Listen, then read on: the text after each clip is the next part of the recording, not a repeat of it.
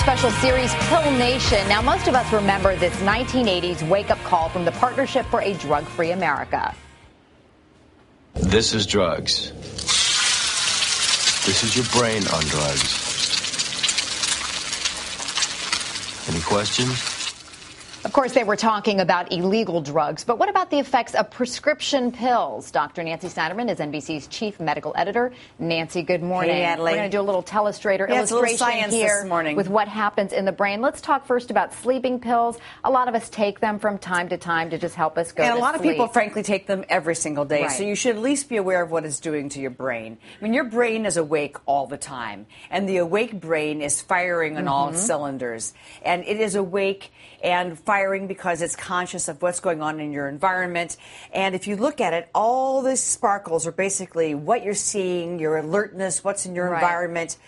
But this area, the red area, now you have a sleeping brain. That red area is the primordial area that stays awake no matter what, because it controls your heart and your lungs and basically your normal breathing. But if you look at them side by side, the problem is if you don't know how long that sleeping pill is going to last, that tingly, alert brain, when you wake up in the morning and expect it, may in fact be that asleep brain. And that's when you get into trouble because they affect all parts of the body with dizziness, instability. You get in a car and you can't drive straight and you have an accident. So a real reminder that the sleeping pills turn off your brain, but they still can affect your entire body. All right, let's talk about prescription painkillers, which we know now takes the lives of more Americans than heroin and cocaine combined. That's right. So when you take a painkiller, this is a classic example. Back pain, you want it for your back, and then the medication goes right to these two reward centers, and that's all the codeines, morphines, all the ones that we're talking about that are addicting.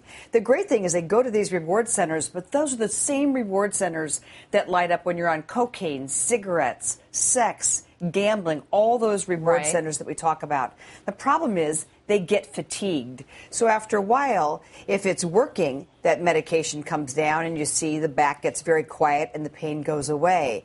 That's if you use it as prescribed and for the right amount of time.